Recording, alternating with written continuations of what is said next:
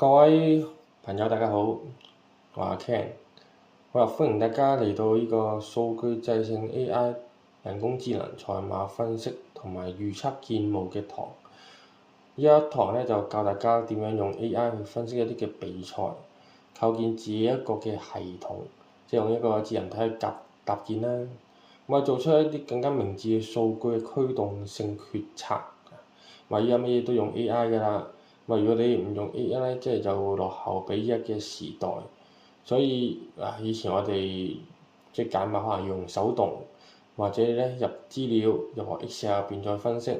家陣都唔使啦，用 AI 咧全智能化去搞。好啦，咁就先介紹我自己先啦。我咧就係叫阿 Ken，咁就係呢個初三賽馬俱樂部創辦人。我哋亦都搞咗好多嘅比賽嘅。我自己係呢個2023年擂台賽總冠軍啦。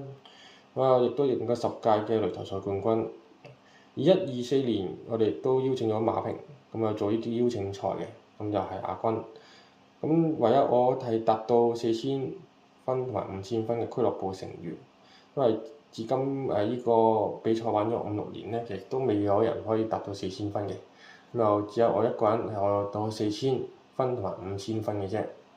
大家有興趣都可以去我哋初生搏殺組嘅 Facebook page 咧去睇一睇嘅。好啦，咁我講完我嘅自我介紹啦。當然一堂咧先係最關鍵嘅嘢。呢一堂嚟講咧，就點樣去教大家到大家啲乜嘢咧？第一樣嘢就係人工智能背後嘅分析同埋核心邏輯啦。其實呢個我都唔需要話太詳細去講噶。即係人工智能嚟講咧，即係佢係可以預測到好多嘅變數，即係包括係一啲嘅場地變化啦，或者一啲嘅時間啦，或者啲馬自嘅本身嘅一啲嘅血統啦，可以更加多嘅變數，佢係可以分析到出嚟嘅。當你擺得更加多嘅變數入去咧，可能你嘅準確度又會增加喎。所以我覺得人工智能嚟講咧，係我哋嘅另一個腦袋，分呢個腦袋咧係比我哋自己更加犀利嘅，可以勁3、4倍都唔出奇。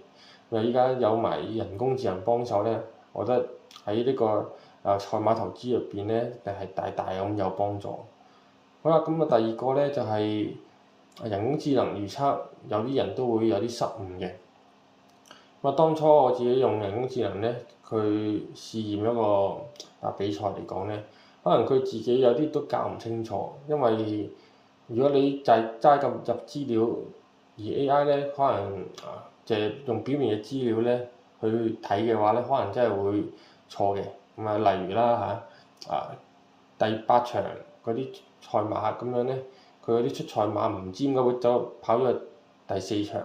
因為佢有時 AI 咧亦都係去上網去睇好多嘅資料，但係呢啲資料咧係好混亂嘅，有啲係啱，有啲係錯嘅。如果佢睇錯少少資料嘅話咧，又將你啲資料又搬錯咗，所以你俾 AI 嘅資料咧確實係要準確度高，唔可以有太多嘅誤差。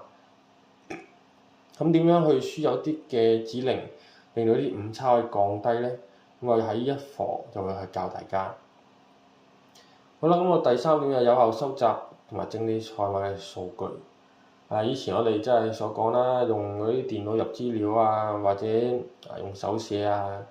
我覺得喺 AI 嘅時代咧，就都唔太需要㗎啦，因為 AI 可以喺網上刮到好多嘢翻嚟。佢可以喺一啲嘅以前一啲嘅數據表啦，喺網上都有隱藏嘅，都可以攞到翻嚟。而且佢係可以整理得好好。你就唔需要話又要自己又要手寫，又要去睇翻自己嘅一啲電腦嘅資料，其實都唔需要啦。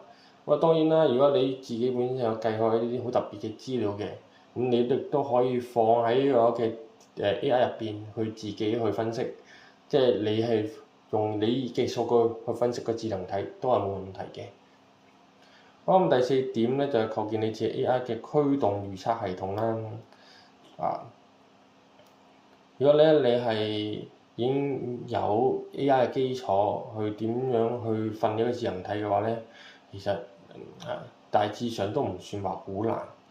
呢一個咧我只要即係教大家點樣去做簡單嘅構建嚟講咧，其實大家用呢啲少少嘅命令咧，其實可以搭建到一啲嘅預測嘅框架。咁呢個課入邊咧就會有啲命令俾大家教下大家點樣去搭建。好啦，咁另外就係比較唔同類型嘅人工智能系統同埋優勢。智能體我哋自己嚟講咧，要搭出嚟好難，但係我哋喺智能體入邊咧去做其實已經係 OK 啦。例如依家嘅智能體有好多啦，即係 ChatGPT 啊、DeepSeek 啊、豆包啊、元寶啊，呢啲全部都係智能體嚟嘅。你唔需要話自己又開發一個智能體，又唔需要嘅。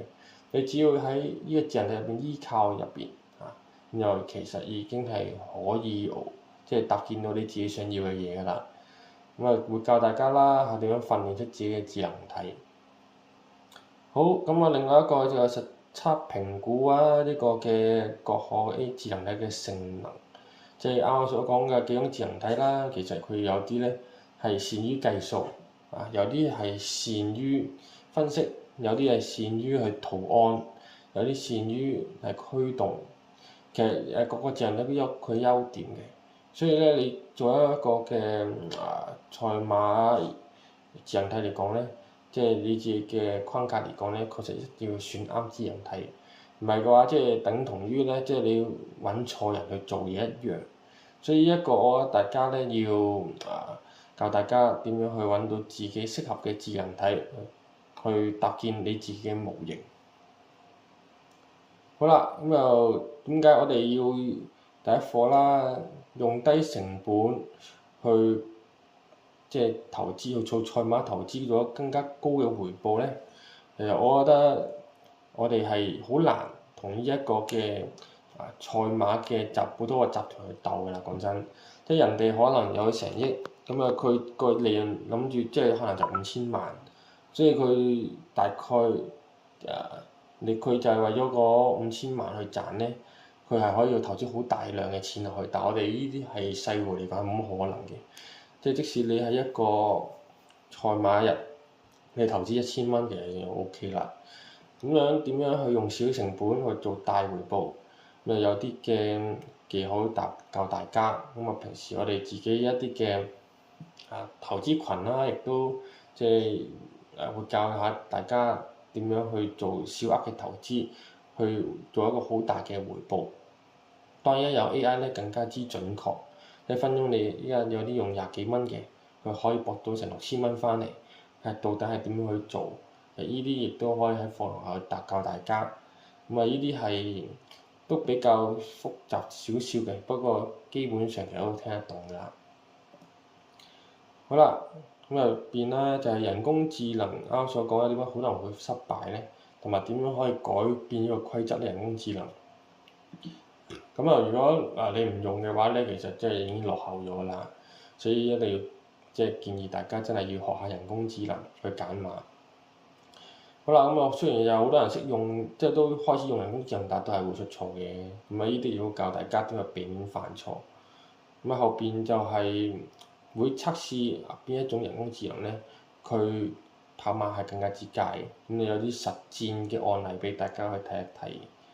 好啦，其實咧你都唔需要話有咩人工智能編程方面基本係冇需要嘅。你對賽馬其實我覺得，如果你有基本了解當然好啦，但係又唔需要話必定要睇馬睇好耐，又唔需要嘅。都唔需要話好大嘅必要條件。你只要基本上其實理解一啲嘅賭博又好，即係投資又好，大致上就 OK 啦。當然啦，我建議你就係有一台嘅電腦啦，有 Windows 或者 Mac 啦。如果你可以即係喺電腦上，因為運作得更加之順暢。如果你用手機嘅話咧，係比較難去 control 嘅。當然啦，你係願意花喺呢個學習驅動思維同埋分析嘅技能啦。你係借助 A.I. 助你一臂之力。好啦，你當然啦，要用開放嘅心態、基於直覺咧，去向結構化分析，當然啦，你一定要喺呢一個嘅 AI 嘅智能體去學習嘅。咁啊有中文有英文字幕，講喺廣東話嘅，不過係簡體字嘅字幕。咁啊有興趣嘅朋友都可以參加我哋呢個嘅課程啦。咁又係簡明易懂嘅。咁又開始我哋嘅課啦。